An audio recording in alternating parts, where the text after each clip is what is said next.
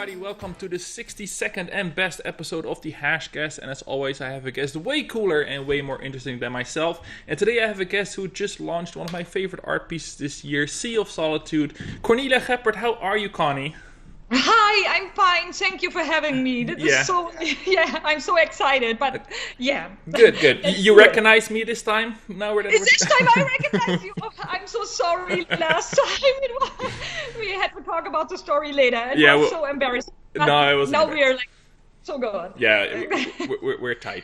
So, Connie, how you've had a crazy month so far. Sea of Solitude out now. How do you feel? Yeah, so it's not only a crazy month; it's like crazy years now. Yeah. So I feel it's like torn in different parts. So I feel totally like amazing. Like I achieved more than everything that I ever wanted to achieve in my life already. So I'm joking about like I'm retiring now. I'm done. I have everything work-wise. I did everything I ever wanted. So this is amazing. And then there is a feedback on SOS, which is like one half or like it's like amazing. Like people we talk about it later, maybe overwhelmed and love it so much. But there's also negative feedback. So I love the positive feedback, of course. And the negative feedback is really great for talking about it here internally in the studio and figuring out, okay, what can we do better next time? So it's like a totally busy time. At the same time, I need holiday. So so this is why I feel a little exhausted, but also energetic. But I will go like to France on Wednesday for surfing. I'm going to surf a little bit, and so having a relaxing time. So this is my bundle of emotions I have. Yeah. How are you? I'm good. I'm good too. I just played through Sea on Tuesday, I think. It was great. I just have a question. So you create a game, Sea of Solitude, Seamonsters, a big creepy thing underneath the water, and you're going surfing to relax after that? Well, I'm a little bit extreme. Yeah. So I love Seamonsters. Yeah. This is the issue. And I always tell everybody that I grew up in a family of people who love sea monster movies, like my grandpa and me especially. So yes, so I have no issue with surfing. I love that. There are no sharks in France. No, I don't think so. No. Maybe a couple of baby sharks do. So, well, I'm glad you get to relax a little, because like I said, I just played through the game, and you said you've achieved more in your life than you already had, because you are originally from comic illustration, right? I did not know that until I actually did my homework, because I've just known you from Twitter for a while, and since we started talking was always Sea of Solitude was already your project, so I assumed you've had your whole lifetime in games development. How did that switch happen from comics to video games? Yeah, so I started being a comic artist when I was really young. Like when I was 17, I got hired by this comic studio, which is like a huge thing in Germany. Like it's the biggest comic studio in Germany. So I loved that really much, and all my family loved it so much, because it's a comic that is already for 40 years or more. It started in the 60s. So even my parents. They collected these comics, so it was a huge thing. But I always wanted to test out new waters, to make a pun. Yeah, I like it. I appreciate it. Yeah. Thank you. So I'm always driven by trying out new things. So there came a French animation studio came into Berlin first time, and they offered new jobs. And I wanted to try something new. So this is why I applied to them. And it was really hard, because I would still work at the comic house if I wanted to. But I wanted to change and test new things. So they hired me, this French animation studio. They made like a Mazipulami and like famous French cartoons. So I went there, but I always loved games. So the whole time. I started playing games right after the wall fell. You know, I'm from East Germany originally, and I was very small. And when the wall fell, I started playing games right away because my father bought me all the consoles, Atari, Nintendo, and all the stuff. So I always loved that. So while I was working at the animation studio, an academy, the first academy in Berlin for games, the Games Academy, opened. And friends of me told me about it. And I got a little heart attack because I couldn't even imagine to become a game designer. We didn't know that it would be, that it's something that actually you can do.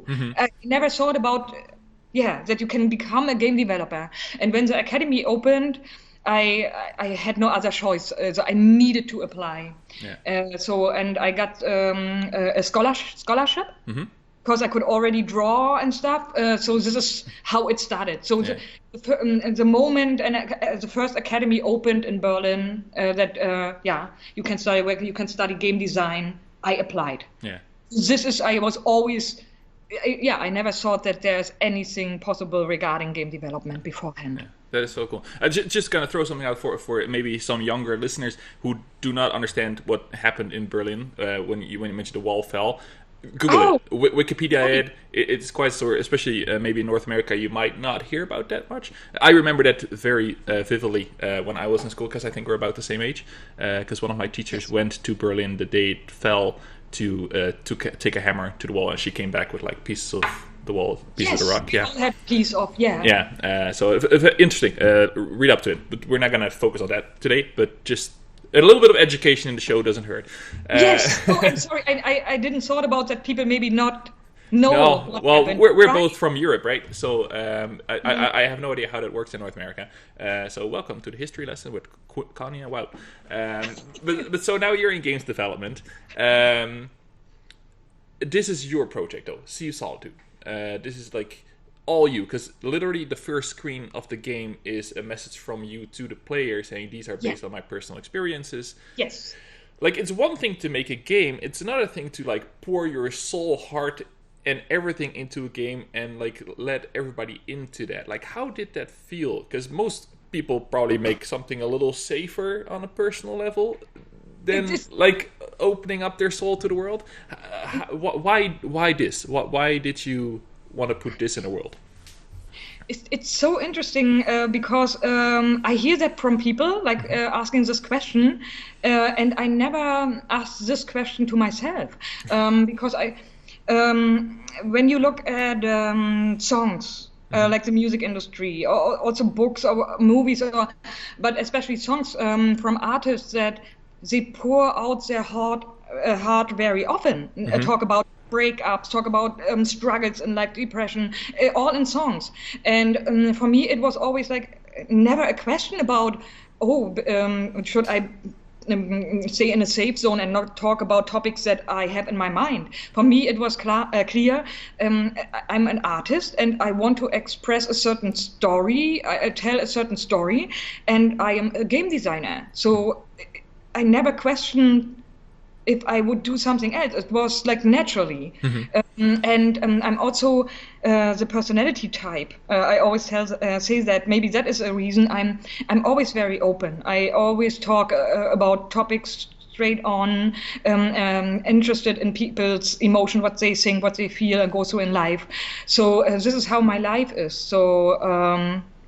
So I was surprised, and it's true. Maybe I'm a little naive or something, but I see that it worked out now. That so many fans, literally, this is why I have such a hard time to answer on Twitter or or private messages or emails even, because literally thousands of fans wrote me like their personal story, how Sea of Solitude affected their life, and it worked out. But it's just my personality type. I never thought about like I want to be in a safe zone. This is what artists do. I think they have a feeling and they try to express it.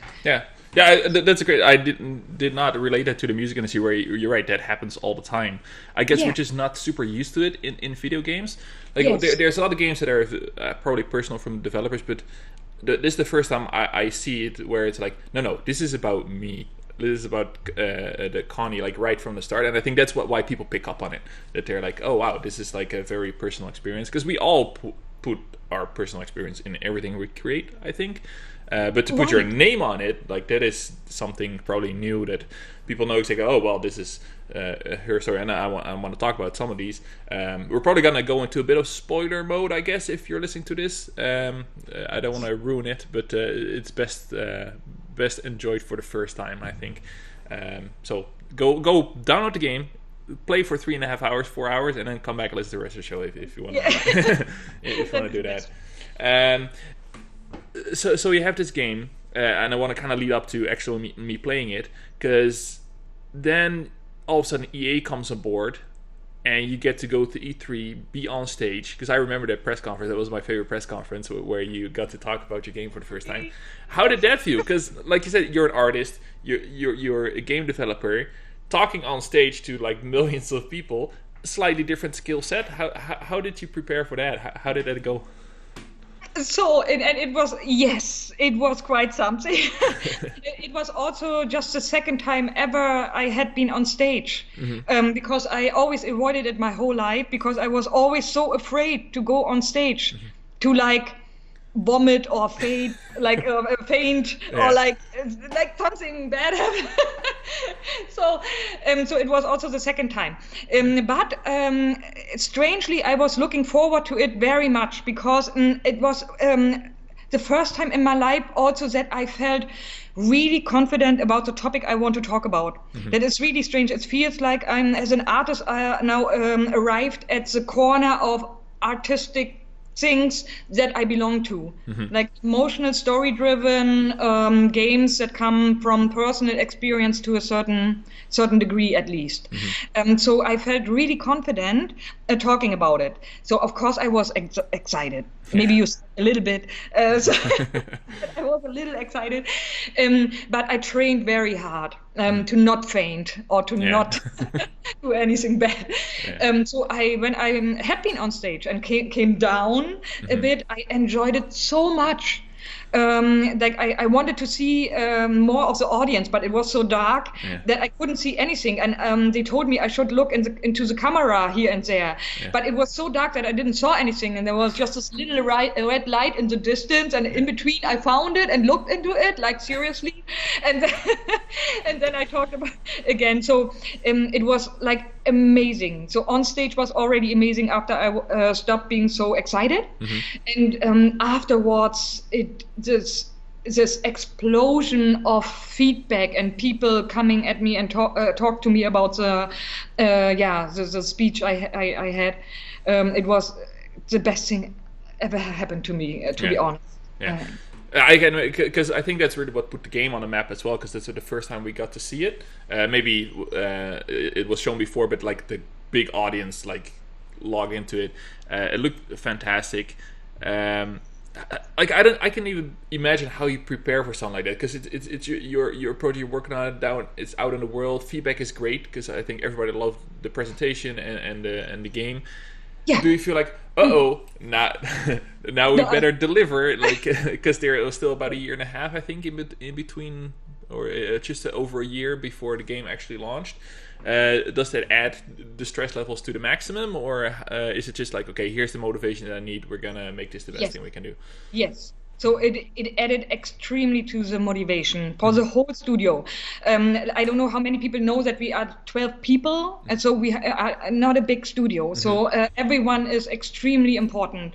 If one of the persons of my co-workers is ill, it's really bad for the company. All have to stay healthy. So it was like we were like screaming with joy for days straight, because like the feedback was so amazing that we felt motivated to go the path we are going.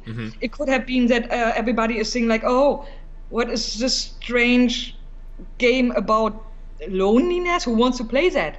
I didn't know. We didn't know. So I was afraid that the feedback would be like, nah, strange, like, okay, narrative-driven game with a serious theme in between, and So, but the feedback, I always tell the story. I love it so much that when I came back from stage, went back, This bathroom lady came up to me. I don't know how old she was, like 50 or something. So she came up to me and said, like, Cornelia, I never played games before in my life, but after I heard your presentation and what this games can be about, I will buy like a PlayStation just to play your game. It was so amazing, and she was like seriously looking at me like almost shocked that games can be that way. So it's I love this story so much. And this is just one of many. So it's highly motivating, of course. I can imagine, because you're right. Like there's so much happening around E3. There's so much coverage of everything. So many games. You're competing with AAA titles. But it stood out, the Sea of Solitude. I think people really clicked into the art style and the promise of the story, of the themes. You did most of the art, right, for this? Yes. Yeah. So I'm the art director. I did like the concept art, and I have like one lead artist, Janina Gerard, and she helps me like building this whole world. And she is also highly talented that she can also draw. And she did like can we spoil? Yeah, we can spoil. Yeah, right? We can spoil a little bit. Yeah.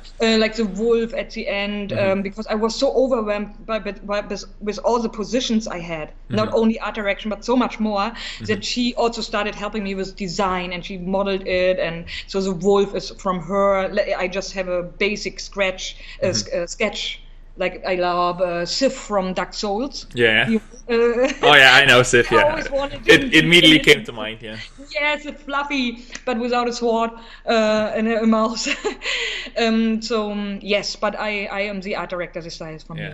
That must feel good too when you get that feedback, because I immediately noticed how gorgeous it was. Thank you. Does it make you feel good? Like, oh, people love the art, because it's like art style is often very important on how people react in the 20-second footage they say. Why did you go in this art direction? Is that just your general style, or did you? What's behind the scenes going on there, and why does the game look the way it looks? So it's in the core. It's my style. As I told you before, I was a comic artist at the beginning, and it highly, I highly learned about this 2D style, or how comic, like with outlines and this flat shading. I learned all that at the beginning of my career. So it's like in my blood now. So I love this comic style. Like all the games we made before, or like everything I did art-wise was always influenced by this more flat shading.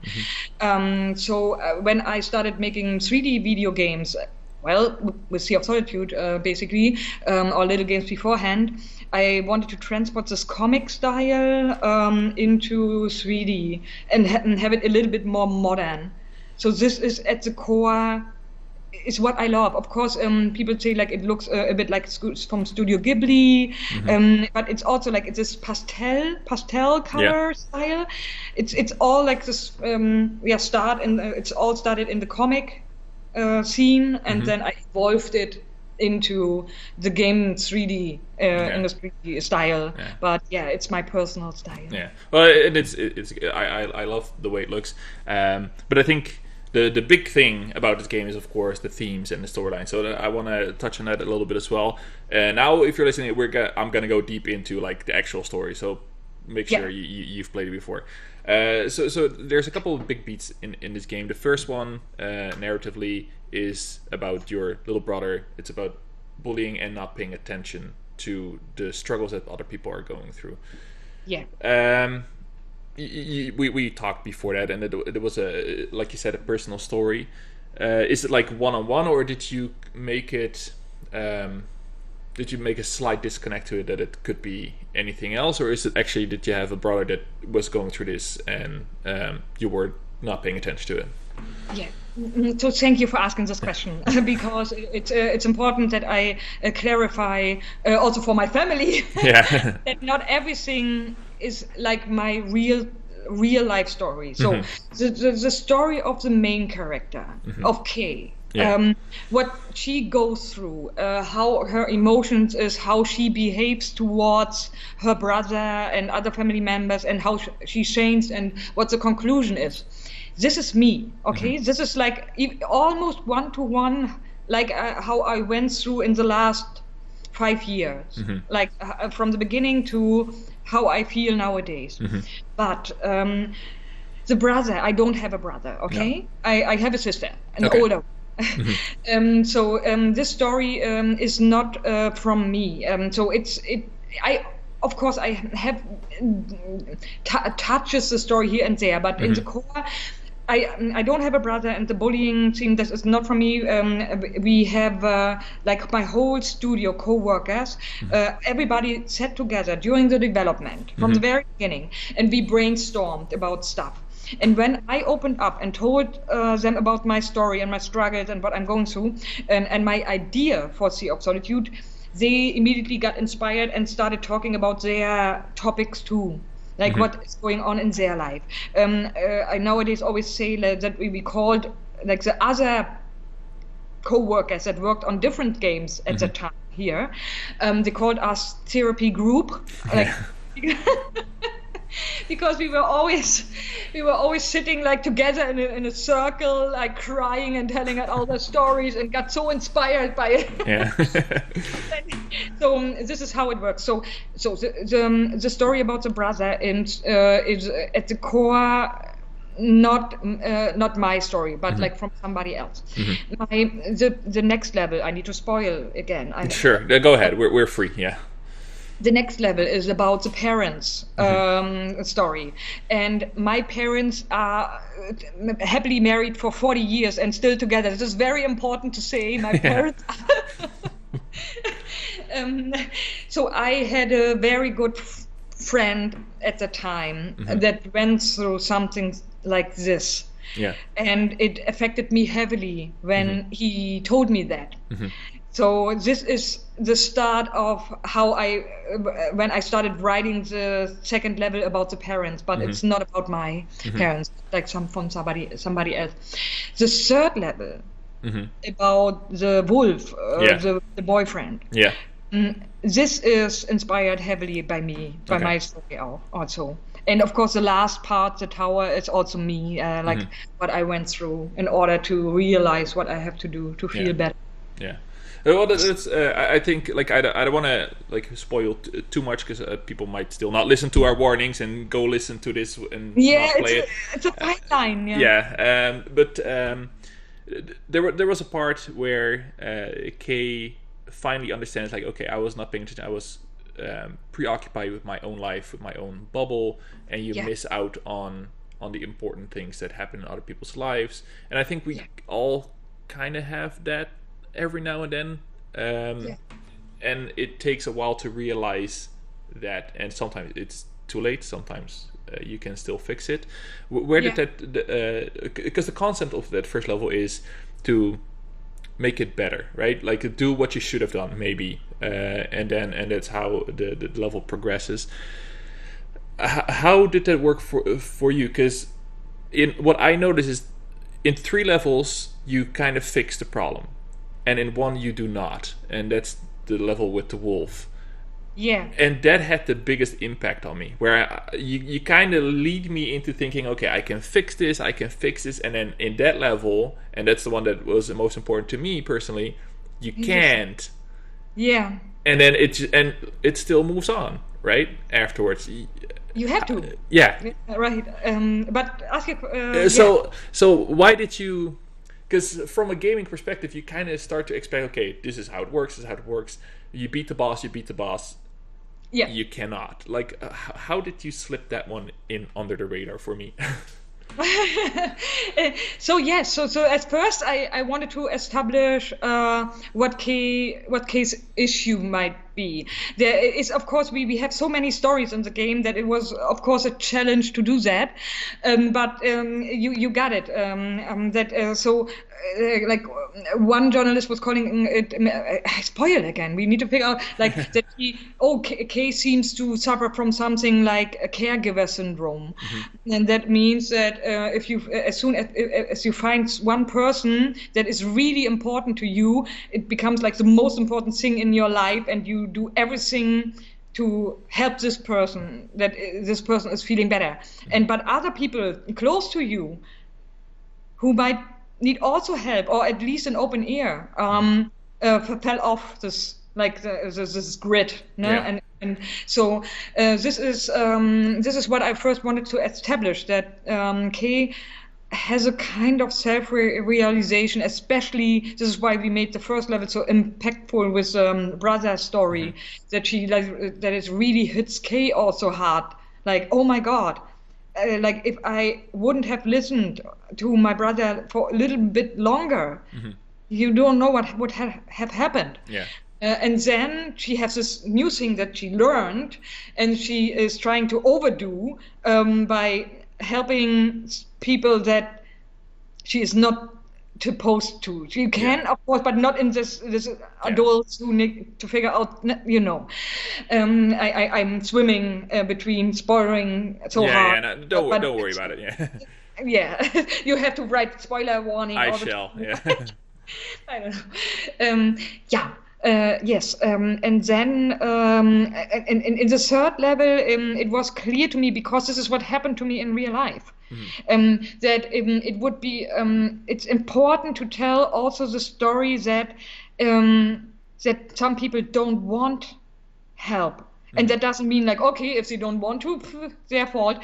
No, it's the right way. In order to really figure life out, you need to come up with your own ideas. I now had that several times in my life, that I figured it out for myself, but also other people, that you can't, even if you have the solution for somebody, you can't make them understand it, because the process of realizing and going through the emotions until you have you have it internalized. You have always to go through all of that. You cannot just tell somebody the solution. You can try, but like in most emotional, like really to grow emotionally, you have to go through all this painful stuff in between yourself. So I wanted to tell that story, because I made that fault all my life, up until now. Now I stopped after that. I always thought I can help people, that I have the solution, and you know. What I loved, and I think this is so well done, or maybe it says more about my perception of things, or just how well the game is designed. I did not notice that my backpack was growing until the third level. And then all of a sudden it clicked in for me, and that's the level where you can't help everybody because it's becoming too much. Yeah. I just need to know, how subtle is it, or did you just like go like do bloop that I noticed, or was it always there and I just didn't have to eye for it? Yes, so this is one of the things, like in the initial design of Sea of Solitude, the very initial at the beginning was all this kind of abstract. So the backpack is one of the purest thing from the first draft of Sea of Solitude. Like it was always there. Okay. Every time you remove this, we call it corruption. Yeah. Remove this corruption, what has a deeper meaning, it goes into your backpack and it grows a little bit. So the backpack grows a little bit. So it's there all the time. Yeah. But like you really realize it like when you are like in the third level, we made it grow a little bit more, that people then realize it, hopefully a little bit more, that this is the most important thing. Like Kay, the main character, is wearing nothing else. She is naked except for this backpack, which of course must mean something. No, I love it, and I was like, wow, I wonder if I miss it, and now I want to replay it again, see the second level, see if I can see it grow. And then I think in the last part, and this is me not explaining the game to you, obviously, but just my experience with it. It kind of slows down. Kay slows down because it feels like the burden is coming too much, and for me that felt like we talked about caregiver syndrome, but I've also know about caregivers fatigue, where sometimes it's too much, and you kind of can't do it anymore, and that's when she starts learning to take care of herself. How much background did you have into all these, in all the psychology behind all these things? Because it's one thing to live through it; it's another thing to actually know about what's going on and why people are making the decision what they do. Did you have a lot of consultation on that, or is it just something that you research yourself? Just to mention beforehand, like I didn't realize that I have issues or like things going on for me. It's not only the caregiver syndrome, but like for example, like in my 20s, I always like at least one time a year I got a racing heart, that my heart was starting to race, like you know what, I like beating very fast, like, and it didn't, like, and I was really thinking, oh God, I got a heart attack. And then I got to the hospital, and the people said like everything is fine. They just give me like a beta blocker or whatever, like that I could calm down, and then everything is fine. So I always thought, okay, maybe it's normal to have that once a year, or I don't know, maybe because I'm so energetic, you know, I'm energetic, that it should be normal or something. But now in the last years, I realized through reading and stuff that it was anxiety, it seems. But because I'm always so optimistic and positive, that I didn't realize this. So when I started the first concept of Sea of Solitude, I still was in the position that I didn't know much about mental health and issues, or that in Germany, or maybe also in USA, like mental health issues are not a thing that are very much talked about, even with doctors. Yeah. Like my doctor never, I always came to her and said like, oh, my heart is again, and say, okay, we make you a test. Maybe now again, it's 5 years ago that we made the last time a test with your heart. Maybe there is something, but okay, it's nothing, so you're fine. Yeah. So, okay. And so when I started writing the concept, and maybe we can go more into background later, because it's a personal story that it really, should I talk about like how it happened that I started? Yeah, no, absolutely. Go for it. Yeah. Okay. I want to hear everything. Okay.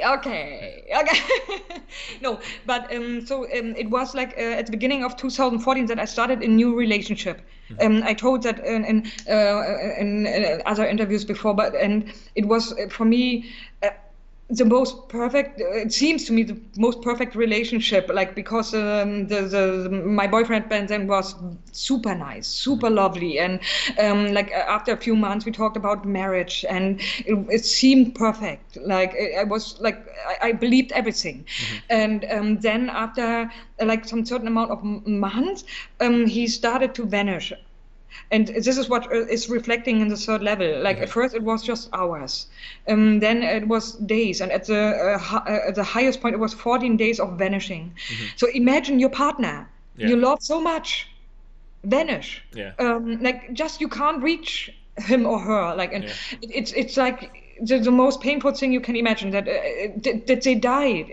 What happened? So and when it was the highest point after months of back and forth, because always when he came back he told me he loved me so much, and he just didn't felt well, and it was like cryptic, but I was just happy that he was back, so I didn't questions, I didn't want to trouble. But when it was the 14-day stuff, then it was the first time that we really talked about that. He told me that he suffers from clinical depression, and that he in between feels so bad that he don't want to go to the outside and don't want to talk to people, and he just wants to lay in bed and don't do anything. And it hit me so hard that I, of course, wanted to help him. Caregiver syndrome. And so I started. So now to come back, it's coming back to your question. I started at first reading books, articles, specifically about depression. Then at that point, I was already so exhausted from everything. Like, that I also had like struggled with my company. I wasn't sure if we could go into this narrative heavy direction or just stay with the former games where you can make good money commercially, like free-to-play games. But this was a struggle, but also in my private life was already so hard, the vanishing and the fighting and the confusion, but also this big love enough that I started psychoanalysis. I don't know how common it is in USA. Is it common? I don't know. Like I've only lived here for like in Canada even for the last 10 years. So I don't know. Interesting. Yeah. Makes sense. Yeah. Yeah. And so I read about it, and I heard that in New York City it's very common, like psychoanalysis. Probably, it's when you lay on the couch. Oh, yeah. This thing, yeah. And the therapist is in behind you. You can't see him, and you just talk all the time. And he or she is not giving you real advice, but just like always asking you questions. How do you feel? So you need to figure it out on your own. So I did that for 5 years. For 5 years, I'm now. It's stopped like for like over half year ago or something, a little bit. And I talked to him a lot also about the game. So I talked about this plot, about the psychological themes, and he gave me feedback. And he always said, like, he was like, in German you say flashed, that you're like so positively surprised. He said, like, when somebody plays a game and knows about psychoanalysis later on, they will realize that this person who wrote the game might had a psychoanalysis, because it's so specifically about understanding certain connections and emotions. So this is what I did. So I talked like over years and years, always with my psychoanalyst about it, and I read and I talked, read staff articles, books, and I talked with my co-workers, friends, family. I learned so much. I like talking to my family, like we were healing a lot about certain issues that we couldn't talk before, but now because it was all I had in my mind, talking about psychological stuff, that I talked to my friends and my family all the time, until they said, like, okay, maybe let's stop analyzing everything for for a while. But it was needed in order to really make a cohesive story, like that it's really fitting to, and that it's normal, not a cliche, but what really happened, how, like, in a little bit more, you know what I mean? Normal, a real life story. Not a cliche. Well, I know that psychoanalysis life because both my mom and my sister are psychologists, so I've been psychoanalyzed my whole life, probably without knowing it. But it's well, probably. But like I said, you put all this stuff in the game, and you put so much effort in, and like I said, there's some really good stories that some resonated more with others, because like my parents went through divorce, but it wasn't like that. It was just like I was 5 and he was just gone all of a sudden because he didn't give a shit. I never had to really deal with bullying, but dealing with someone who's going through depression, like that hit a little bit harder for me, because there's a couple of lines in there that were like, oof, I've heard that exact line. And that's interesting. I think that's why you mentioned earlier that you have thousands of people reaching out to you now, that the game helped them so much. Yes. Was that something you were prepared for, or even planned for, or is that just something that happened? Honestly, in this, how big it is, like the feedback, we didn't expect that it was that it's so extreme in a good way. Some people write me about that it changed their lives. That one person on Twitter, I remember, that said like they didn't felt anything for years, that nobody could reach them, and they felt like they don't know any conclusion out of their misery, like feeling numb, or basically, which I think is depression or something similar. And that they said that the game made them feel for the first time in their life, feel something, that it's if somebody finally got through the fog and they heard it, and that they feel for the first time hopeful, that they can change, and that they want to seek help now, therapeutic help. And it's okay, maybe in my wildest dreams I thought about this kind of reaction, or but it's overwhelmingly great. That it's more than we ever expected, to be honest. Because that's the whole thing, right? Like again, something like you're a game developer, you do all that stuff. Getting that personal contact with people because of what you made is not something you either train for or sign up for. It would have been easy for you to be like, okay, guys, this is too much, or is it open door and you just run with it because you've reached out to these people and it resonated. Is that hard? Is that sometimes too much? No, the feedback, what the people, no. I love that so much. The only thing that is too much that in terms of I would love to answer everybody, but it's at some point impossible because I can I can hardly work anymore. I would answer everybody, which I feel so bad. Maybe because of my Twitter feed that I love to answer everybody. I love the interaction, but I can't nowadays because it's so many people writing. This is the only thing. Otherwise, I love that I can really feel that the people opening up and feel better about themselves afterwards. Say it out loud what issues they have or what they suffered from, and so I love it so much. Well, that's good. I think the gaming industry and the players are very lucky that you are behind this project because you do have that open door and that people can reach out, even though at some point it's literally too much to answer everybody. But I think you've done the industry a service with this game, seeing the responses and how well people like. If you make a game and you help even one people, that's probably more than most other games maybe do. Although I think people can find healing in all kinds of stuff, but this is specifically there, and it's doing so well for people. How do you feel about that responsibility? That that, like you said, you can't prepare for it, but now that it's out there, do you feel like you can sit back and take a breather and feel like, okay, I really made the world a better place with this, or is it just beyond imagine? So thank you for your words. Wow, but so nice. So it's we say in German like it's a two-sided sword, or I don't know how you call it. A double-edged blade.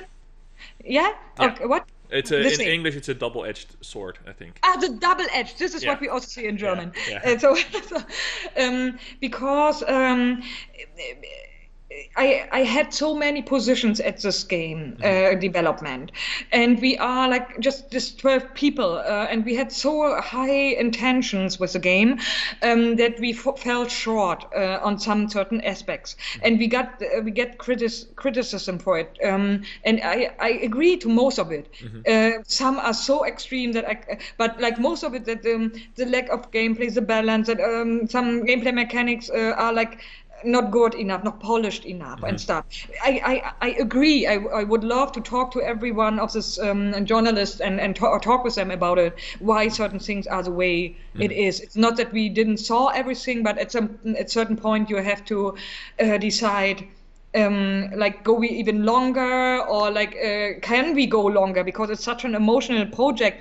Everybody had been also on the edge emotionally, that we said, okay, now we slowly need to close it down, that we stay healthy, everybody stay. And so with all those decisions at the end, and that I wanted to like have an eye on all the aspects. I did it well in certain points, but others it had been a little bit too much, and I became a bottleneck, how we call it. I don't know if you know the term. So this is why it's a double-edged sword. Like I know and feel what you say, because also of the feedback of huge newspapers and stuff, that we did something really unique that maybe helps the industry to go even in bigger games. The step that it's well received to talk more about this specific mental health issues, but we need to take care, and this is why but we know for the next game we will do it better, but like that we get this bad criticism because we have this lack of polishments here and there, and that is like but we did by far the best we could do with this project. The first time on console, the first time doing a bigger project, not just a free-to-play browser game. So many firsts that I'm so proud. You can't imagine. I'm so proud of the team. I could cry. We have so many young people here, fresh from the academy, and who are so driven and made the game what it is now. But we are already highly energetic. That with a new game, that we address the points that we got the most negative feedback and make it better. So I'm really, really happy, but I'm a perfectionist, so I want to make it better for the next game. So this is the double-edged sword. Well, when I was reading some of the feedback and the official reviews, what I felt like when I was reading it is that I think some people might have had problems with the concept of playing a video game. Because when I was playing through that, I was there for the story and the experience of it. And I think some people just have trouble letting go of the fact that the controls are an issue of this. Or the gameplay mechanics aren't exactly what a perfect game would be. But does it matter in a game like this? But there's still those checklists in people's minds saying, okay, the visuals, good. Story, great. I did like that I had to walk a circle and it didn't feel right. Because it's such a new medium to talk about stuff like this, is that people still treat it like an old-fashioned game, even though it's not. And I think that's just what people have to get used to. And I think maybe if we get more and more of this, in hindsight, we get to see, okay, why did we care about the controls in this game, right? So it's really interesting what you say, because we discuss it here a lot, and I think about it a lot. So we in the core we asked games industry. So we make games. So mechanics are important. So I can understand that they criticize that it's too, what it's called, laggy, or not for platforming, not fine-tuned enough. So I would never what it's called, demonize them or talk badly about the critics. That they, because I understand that it's, for me, it's also a little bit old-fashioned, because I don't care about even about graphics in some indie games, because the message and the feeling they transport are so important for me, and I feel it so much that I don't care. But I would never say something bad about this critics, except for the really bad ones, which I feel like a 20. Come on, guys! They're criticizing that the footsteps are not completely alive, but I can understand. But it's they don't know that with this numbers, this Metacritic review defines also how much money we make. If many people talk about badly about the game, in bigger terms, not so many people will buy the game that maybe would enjoy the game highly. This is also a little bit sad. So this is the only thing, but I can understand, and I am completely with your point that I hope the games industry is opening up for this other branch of that some certain experiences are more important than completely polished gameplay and stuff. But I understand, and it's important, and if the immersion breaks because of that, I failed, and it happens here and there with Sea of Solitude, and this at least we need to fix, and people don't get out of the immersion. Well, to me, sometimes it felt like people are criticizing a movie because the chair is not comfortable, and then kind of missing the point. But fine, yes. I mean, well, I say it. You don't have to say it. So I know we're kind of pushing our time here, but I still gotta. You mentioned there is a lot of stuff going on. You're gonna go on vacation. what's next for you personally? Is it just you're gonna chill and then go back to work? So this is the biggest thing now. Yeah. I need to figure out what I want now with the next years or with the rest of my life, because I achieved, like I said, work-wise, everything I ever wanted. And I'm completely free in my private life now. I feel so comfortable with myself. But it's almost too much freedom now. So what do I do? Where do I go? It's I love it, but it's also like challenging. Like it's so much freedom. What do I do next in my life? And this is what I try to figure out by surfing a bit, for example, in France. And maybe the answer will come really naturally to me. Well, that is. Good. Yeah. Well, I hope you get to figure it out and on your surfboard don't get too many sea monsters on the surface. Don't say that. Hey, when I played through the whole game, like 3-4 hours, and I was dreaming about the game all night. I was dreaming about sea monsters. I was dreaming about being on the ocean, and it was all your fault. So. Oh my God! In a good way, in a bad way, or in a good way? No, it was a good way. It was just like my brain gamified it. I was trying to add like another storyline to it, and the sea monster was there all the time because it was just such a like I played it in one sitting, right? So it really occupied my brain for a while. And of course, I knew okay, I'm gonna talk to Cornelia, to Connie after. So it was my brain was full with Sea of Solitude and you. So that's kept me up a little bit. But that's good. Well, we talked about like. How you already made the world a better place, because it's always one of my questions to my guests, like how do you feel like you made the world a better place? I think by putting this game out in the wild, you probably you added something of value to all us players and people trying to look a little beyond just your regular video game. It is an experience that I'll definitely keep in mind for quite some time. Is there anything else you want to promote or plug or something we should check out? Because you've done so many interviews, you've been on the road for so long. Is there anything out there that we should all be aware of? So no, it's just like this is like the most detailed interview I had so far by now. And I will be at Gamescom, so if you want to see me, have a beer with me, come to Gamescom. This is the only thing which is clear now for the future. Okay, that's good. And when you go to Gamescom, make sure you introduce yourself properly, because otherwise you have a conversation for 5 minutes and then realize who you are. Yeah! But it was so charming. Now we have a story. We do have a story now. So in case you missed it, I ran into Connie, and we've been Twitter friends for like a year or so.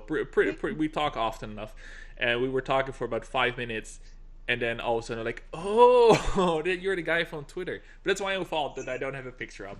Yes, you looked so different. It was so. But then we hugged and talked and had fun. Yes. Yeah, we had a great evening. It was great. Connie, thank you so much for coming on my show. It's been an absolute delight talking to you, because you're such a fantastic human being. Thank you for the game. I cannot wait to see what else you'll put in the world, because I'm sure you cannot sit still for more than a couple of weeks. So we'll see. I have your Twitter name on the screen, but at Cornelia Geppert. Follow her, because it's a delight on your timeline. Play Sea of Solitude, and if you haven't and you've been listening to this all time, sorry for spoiling it, but we did warn you ahead of time. So again, thank you so much, Connie. Thank you. I don't think I'll be at Gamescom, but I can't wait to see you again, and then we'll have a beer and we'll chat. I'm gonna go to Holland in November. Maybe I can make a Berlin trip and we can hang out for a little bit. That would be something, or GDC, or I'm for sure next year, but we figure something out. Okay. Cool. All right, and if you're still listening to me trying to close out my show, you know I'm not very good at it, but I'm gonna do it anyway. So this was the Hashcast with Cornelia Geppert, and we talked a lot about Sea of Solitude, because that is such a good game. So again, thank you, and we'll talk again soon. Bye.